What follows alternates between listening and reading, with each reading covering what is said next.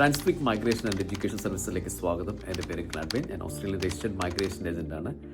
June മാസത്തിൽ പ്രധാനപ്പെട്ട migration വാർത്തകൾ ഏതൊക്കെയാണെന്ന് കാണാം. ഓസ്ട്രേലിയൻ മൈഗ്രേഷൻ ഇയറും ഓസ്ട്രേലിയൻ ഫിനാൻഷ്യൽ ഇയറും കോയിൻസൈഡ് ചെയ്താണ് മുന്നോട്ട് പോവുക. ഓസ്ട്രേലിയൻ ഫിനാൻഷ്യൽ ഇയർ സ്റ്റാർട്ട് ചെയ്യുക ജൂലൈ 1 മുതലാണ്. അത് എൻഡ് ചെയ്യുക ജൂൺ 13 അതുപോലെ തന്നെയാണ് മൈഗ്രേഷൻ ഇയറും ജൂലൈ 1 മുതൽ ജൂൺ 13 വരെയാണ്. ഇപ്പോൾ ജൂൺ മാസമാണ് മൈഗ്രേഷൻ ഇയറിന്റെ എൻഡാണ്. ജൂലൈ 1 മൈഗ്രേഷൻ ഇയർ സ്റ്റാർട്ട് ചെയ്യുമെങ്കിലും നമ്മൾ മൈഗ്രേഷൻ ആക്ടിവിറ്റീസ് കൂടുതൽ കേൾക്കുക സെപ്റ്റംബർ ഒക്ടോബർ മാസങ്ങളായിരിക്കും. ഇതിന്റെ കാരണം ഫെഡറൽ ഗവൺമെന്റ് ഓരോ സ്റ്റേറ്റിനും കൊടുക്കുന്ന മൈഗ്രേഷൻ പ്ലേസസ് ഉണ്ട്. ഒരു റേഷൻ പോലെ മൈഗ്രേഷൻ അലൊക്കേഷൻ ഉണ്ട്.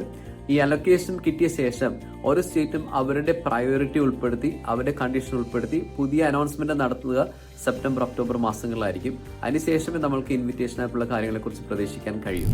ജൂലൈ 1 മുതൽ വരാൻ പോകുന്ന പ്രധാനപ്പെട്ട മാറ്റങ്ങൾ ഏതൊക്കെയാണെന്ന് നമുക്ക് കാണാം.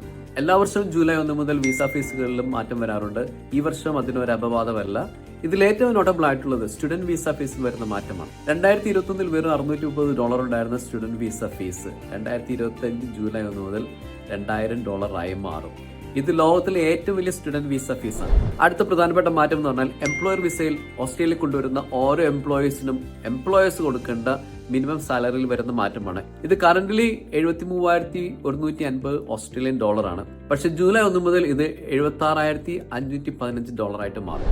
ദോഹ ഇനി മുതൽ ഇമി അക്കൗണ്ടിന് ഒരു extra layer of security introduce ചെയ്യുകയാണ്. ഇതിനെ MFA എന്നാണ് പറയുക. MFA എന്നാൽ മൾട്ടി ഫാക്ടർ ഒതന്റിക്കേഷൻ എന്നാണ്. ഇത് ജിമെയിലൊക്കെ ഉള്ള പോലത്തെ ഒരു ഫീച്ചറാണ്.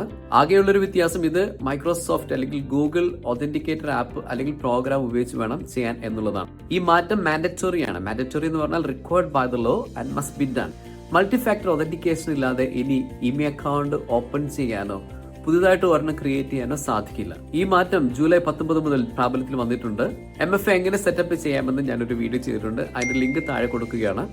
ഒപ്പം ഡിപ്പാർട്ട്മെന്റ് ഓഫ് ഹോം അഫയേഴ്സിന്റെ വെബ്സൈറ്റിലും ഈ ഇൻഫർമേഷൻ അവൈലബിൾ ആണ്. ഇന്റർനാഷണൽ എഡ്യൂക്കേഷന്റെ ക്വാളിറ്റി മെയിൻറ്റെയിൻ ചെയ്യാൻ ഗവൺമെന്റ് ഓതറൈസ് ചെയ്തിട്ടുള്ള ഏജൻസിയാണ് Australian skills quality authority. ASCA എന്നാണ് പേര്. നിലവാരമില്ലാത്ത കോളേജുകളുടെയും കോഴ്സുകളുടെയൊക്കെ ലൈസൻസ് റദ്ദാക്കുക എന്നതാണ് ഇവരുടെ പ്രധാനപ്പെട്ട ഒരു ടാസ്ക്. വളരെ ഞെട്ടിക്കുന്ന ഒരു വാർത്തയാണ് അവരുടെ വെബ്സൈറ്റിലൂടെ ഈ അടുത്ത് പുറത്തുവിട്ടിട്ടുള്ളത്. അവരുടെ വെബ്സൈറ്റ് പറയുന്ന പ്രകാരം 2024 ജനുവരി 1 മുതൽ 2025 ജൂൺ വരെ aged care, child care, first aid തുടങ്ങിയ 21,000 ക്വാളിഫിക്കേഷൻ അവർ ക്യാൻസൽ ചെയ്തിട്ടുണ്ട്. ക്വാളിറ്റി ഇല്ലാത്ത കോളേജുകൾ അല്ലെങ്കിൽ സ്ഥാപനങ്ങളൊക്കെ പഠിച്ച 21,000 പേരുടെ ക്വാളിഫിക്കേഷൻ അവർ ക്യാൻസൽ ചെയ്യുകയാണ്. ലേബർ ഗവൺമെന്റ് ഒരു മൈഗ്രേഷൻ ഗോളായിരുന്നു ഇന്റർനാഷണൽ എഡ്യൂക്കേഷന്റെ നിലവാരം ഉയർത്തുക എന്നുള്ളത്. ഡോജി അല്ലെങ്കിൽ ഷോങ്കി കോളേജുകളുടെ പ്രധാനപ്പെട്ട ഒരു പ്രത്യേകത അവർ പ്രോപ്പറായിട്ട് ടീച്ചിങ് ഇല്ലാതെയോ അല്ലെങ്കിൽ അസസ്മെന്റ് ഇല്ലാതെയോ ആണ് പൈസ വാങ്ങി കുട്ടികൾക്ക് സർട്ടിഫിക്കറ്റ് കൊടുക്കുക. അപ്പോൾ ഇത്തരം ഒരു പ്രാക്ടീസ് തടയിടാൻ ഗവൺമെന്റ് വളരെ ശക്തമായ ഇടപെടൽ നടത്തിക്കൊണ്ടിരിക്കുകയാണ്. ഇങ്ങനെ ക്യാൻസൽ ചെയ്ത കോളേജുകളുടെ ലിസ്റ്റ് ASCAയുടെ വെബ്സൈറ്റിലുണ്ട്. അതിൽ പറയുന്ന പേര് ഇതൊക്കെയാണ്: learning options, next gen tech institute അല്ലെങ്കിൽ Australian learning academy, SPES education, ESA ventures, international institute of education and training private limited, Gills college Australia private limited and ലൂവിയർ. സബ് ക്ലാസ് 462 വർക്കിംഗ് ഹോളിഡേ വിസയ്ക്ക് അപേക്ഷയുടെ കണക്ക് Australia പുറത്തുവിട്ടിട്ടുണ്ട്. India, China, Vietnam തുടങ്ങിയ രാജ്യങ്ങളുടെ foreign trade agreement പ്രകാരം 1000 പേരെ വീതം ഓസ്ട്രേലിയ എടുക്കാൻ തീരുമാനിച്ചിട്ടുണ്ടായിരുന്നു. ഇതിൽ വിയറ്റ്നാമിൽ നിന്ന് 7453 പേർ അപേക്ഷിച്ചപ്പോൾ ചൈനയിൽ നിന്ന് 34,161 പേരാണ് അപേക്ഷിച്ചത്. എന്നാൽ ഇന്ത്യയിൽ നിന്നാകട്ടെ 92,019 പേരാണ് അപേക്ഷിച്ചിട്ടുള്ളത്. അങ്ങനെ ടോട്ടൽ 1,40,000 പേരാണ് ഇതിന് അപേക്ഷിച്ചിട്ടുള്ളത്. ഓർക്കുക, ഈ വിസയുടെ ഫീസ് തിരിച്ചു കൊടുക്കാത്ത $25 ഓസ്ട്രേലിയൻ ഡോളറാണ്. അങ്ങനെ വെറുതെ ഈ വിസയിൽ നിന്ന് മാത്രം ഓസ്ട്രേലിയൻ ഗവൺമെന്റിന്റെ നേട്ടം 3.5 മില്യൺ ആണ്. കൊടുത്തതാകട്ടെ 3000 വിസ മാത്രവും. ഇന്റർനാഷണൽ സ്റ്റുഡൻസിന്റെ നമ്പർ ഓസ്ട്രേലിയൻ ഗവൺമെന്റ് കട്ട് ചെയ്യാൻ ആരംഭിച്ചതോടെ പല വമ്പൻ എഡ്യൂക്കേഷൻ ഏജൻസികളുടെയും ശനിദശയും ആരംഭിച്ചിരിക്കുകയാണ്. അതിലേറ്റവും പ്രധാനപ്പെട്ട ഏജൻസിയാണ് IDP. IDP കുറിച്ച് അറിയാത്തവർ ചുരുക്കമായിരിക്കും. IDPയുടെ ഷെയർ പ്രൈസ് വാല്യൂ 48% വരെയാണ് ഇടിഞ്ഞിരിക്കുന്നത്. അവർക്ക് ഇതുവരെ നഷ്ടമായിരിക്കുന്നത് $523 മില്യൺ ആണ്. കഴിഞ്ഞ വർഷം മാത്രം ഷെയർ പ്രൈസിൽ വന്ന ഇടിവ് 75%. കാര്യങ്ങൾ എങ്ങനെ പോയാൽ അത് IDPയുടെ സ്റ്റാഫിനെയും IDP ബ്രാഞ്ചസിനെയും ഉടൻ എഫക്ട് ചെയ്ത് തുടങ്ങും. ഓസ്ട്രേലിയയിൽ നിന്ന് ആദ്യമായിട്ട് ഒരു യൂണിവേഴ്സിറ്റി, അതും top quality university, group of 8 university എന്നാണ് അറിയപ്പെടുക, ഇന്ത്യയിൽ അതിന്റെ ക്യാമ്പസ് സ്റ്റാർട്ട് ചെയ്യാനുള്ള UGCയുടെ അനുവാദം ലഭിച്ചു എന്നുള്ളതാണ് മറ്റൊരു പ്രധാനപ്പെട്ട വാർത്ത.